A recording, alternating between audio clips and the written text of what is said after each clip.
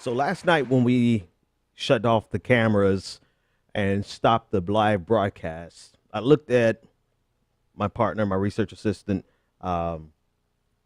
and just reading the stories and discussing the stories of all of the things that Donald Trump is doing. Not even in the first 100 days, but in the first 3 days. You get this feeling of, I don't know the word. What is the feeling you get? You get overwhelmed. And I cut off the camera, and last night it dawned on me that we have to do more. We absolutely have to do more. I know we're doing a lot, but we've got to do more. Donald Trump is shaping up to be far worse than I ever imagined. And before somebody grabs hold of that statement and be like, oh, I told you so. No, go check my receipts. I said that we should expect Donald Trump to be disastrous, to be as racist as he ran, as bigoted as he ran. I've said that he was going to be everything that people hate about Hillary Clinton on steroids. Go check me for my receipts. But that doesn't, it's so far beyond that I told you so at this point. Donald Trump is trying to prove to us that he is as insane as our wildest imagination could have ever considered. And because of that, we have to do more.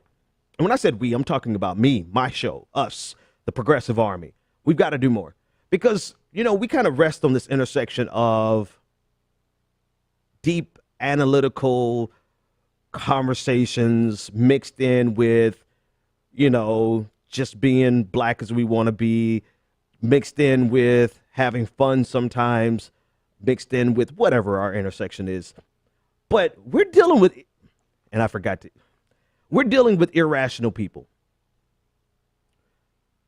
And we're dealing with, actually, let me stop and back up. We're dealing with irrational people. Therefore, we cannot expend all of our energy trying to rationalize the irrational. Analyzing this shit isn't going to change it. Now, it's necessary for us to be logical and understand because that's just who we are. That's who I am. I always want to get as deep, the deeper meaning. But we're not fighting. We're not in that era anymore. We're literally at political war with the sitting president of the United States.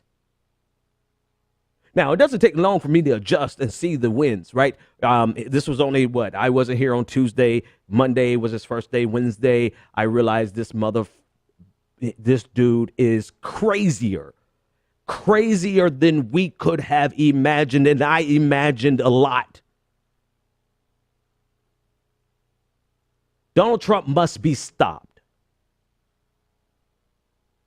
Not only Donald Trump must be stopped, but this version and the perversion of conservatism that people like Reince Priebus, Paul Ryan, and Steve Bannon want to impose.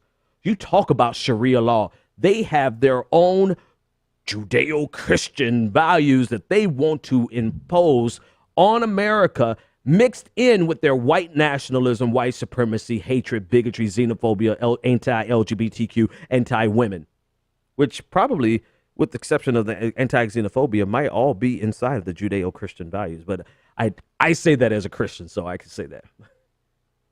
Donald Trump must be stopped. His agenda must be stopped. And last night we had a conversation of, can we stop it? I don't know. But damn it, we're going to try. We are going to fight in every way we possibly can. Everything that we can imagine to do to beat back against Trump's onslaught, we must do. Everything from boycotting every single company that does business with Donald Trump. Yeah, Ben, but there's freedom of speech and all this other. No, We are not dealing with rational people. These are irrational times. These are the times that make men mad. But we are not dealing with people that we can simply sit back and say, oh, I'm going to hold to some type of intellectual superiority and logical superiority and moral superiority. I'm not going to do what they did to us, even if that means allowing them to oppress an entire portion of the American electorate. Not even America, not even just America, globally. I am almost to the point where by any means necessary, I'm almost to the point where I don't even care about the Russia jargon anymore. If that brings him down, I don't care. I won't personally participate in it, but I don't care, because Donald Trump has to be stopped. And anyone who doesn't see that, you're not a friend of ours. You're not an ally of ours. Right? What are we talking about here? What are people doing? What are people still litigating Hillary Clinton for? What are, I get, I totally get that it's super frustrating to see them still attacking Bernie Sanders like this is the primaries. But, I look at those people who are still attacking Bernie Sanders like it's the primaries. I look at them and I think that they are, one, really pathetic. Two, I think that they're impotent in that they cannot fight anyone else but progressives. So I look at them and I realize I don't have a sense of pity for them in the sense of I feel sorry, but I pity them because they just are incompetent and can't fight anyone else but Bernie Sanders. Case in point, Donald Trump is ruining America and they're still trying to fight Bernie Sanders. So if I look at them that way, I'm looking at people who are still attacking Hillary Clinton, expending all this energy, relitigating, oh, well, Hillary Clinton did this, Hillary Clinton did that. When's the last time Hillary Clinton signed an executive order?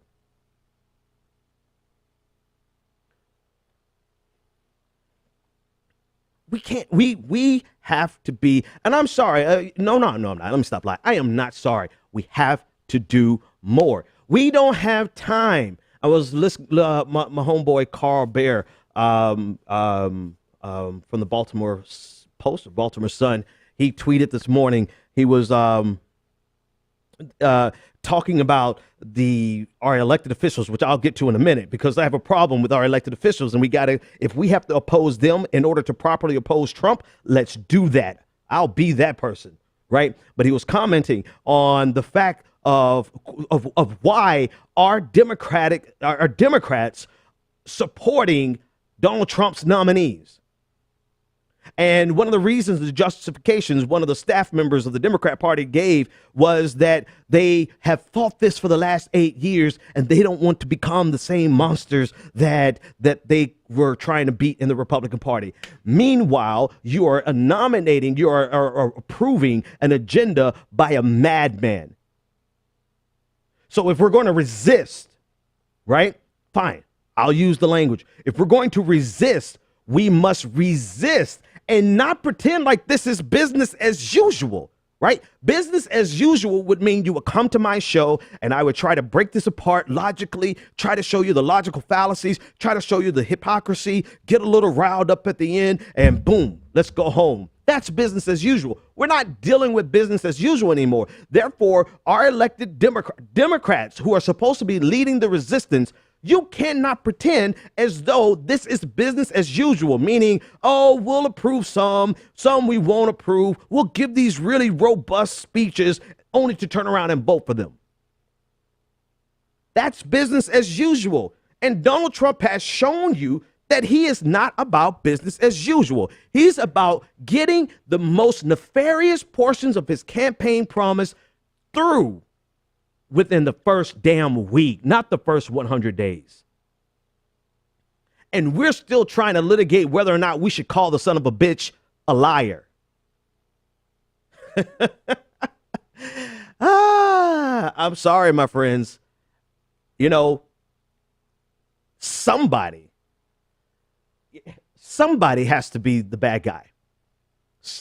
We need a whole lot of somebodies who are not afraid of logical fallacies, not afraid of being hypocritical, not afraid of getting their hands dirty to oppose someone who is irrational, is indifferent to all of your logic, indifferent to all of the hypocrisy, indifferent to how he looks, indifferent to who he hurts. And while we're sitting around navel gazing, trying to figure out who has the moral superiority because we are logically consistent, he's destroying America. He's destroying our relationships internationally. He's getting ready to destroy our economy.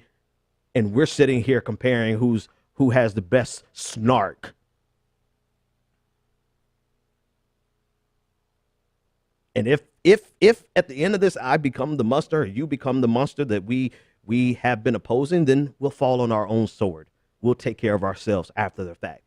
But the people who are not going to win this resistance are the people who are like, yeah, but I don't want to be the bad guy. That's fine. Get the hell out of the way. We'll be the bad guys. Reminds me of the story that Alfred was telling Bruce Wayne in The Dark Knight Rises. It says some men just want to see the world burn. Donald Trump doesn't necessarily want to see the world burn, but he's willing to burn the world down for his ego, which is just as dangerous. And some men just want to see the world burn, so you can't negotiate with them. You can't rationalize with them. You can't make them feel shame. You can't make them second guess themselves. All you can do is defeat them. So when I got off the air last night, I'm like, we have to do more. We have to do more than expose the logical fallacies. I'm sorry, I didn't even finish the thought that I was talking about with Carl Baer. So Carl Baer said, in context of this staffer who was explaining why they would not just blanket oppose all of Trump's nominees, even though we just got out of them doing it. He said, this is a result of 8 years of Jon Stewart. Jon Stewart, who in many ways, and I love Jon Stewart, but this is true. Jon Stewart, who in many ways made liberals believe that the worst type of evil we are faced with is logical hypocrisy and fallacy. Like that's all we had over the last 8 years. All the last 8 years, it was, and even before that, right? Even with the Iraq War, right? We had this greater and holier than thou, logically holier than thou attitude because, oh, we can identify what logical fallacy you are engaging in. Oh, you're being hypocritical. Oh, you're so dumb. Meanwhile, we've got Nazis running around America and we're busy trying to figure out, is it okay to call them Nazi or should we refer to them as the alt-right? We're dealing with irrational people in irrational times, and we've got to be willing to do more. Well, man, are you talking about punching Nazis? I don't give a damn. I'm going to rewind the tape every time I see a Nazi get punched. I don't care. I'm not condoning it, nor am I condemning it. I'm not going to waste time on it because we're wasting time on questions that don't matter, and they're effing taking over the world. We're sitting around wondering. NPR did an entire explainer on why they don't use the word lie. Meanwhile, they ran an expose today about how Donald Trump's immigration policies or ban on refugees is a result of security concerns. And no one knows more about security concerns than people who deal directly with ISIS. Do you see what they did there, right? They won't call him a liar, but they are giving credibility, lending credibility to Donald Trump's xenophobic foreign policy instead of even challenging it. Meanwhile, should we call him a liar?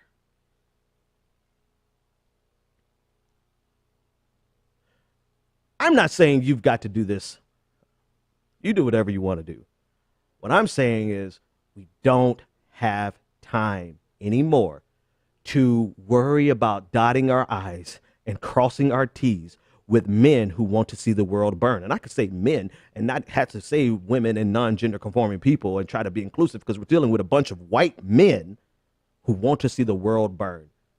In exchange for either their ego like Donald Trump or in exchange for policies that they believe in so ideologically so, like Paul Ryan, that they genuinely believe that they're going to be doing America a favor by gutting our safety nets. They really believe that the way we get America back working again is by getting rid of any type of handouts. Meanwhile,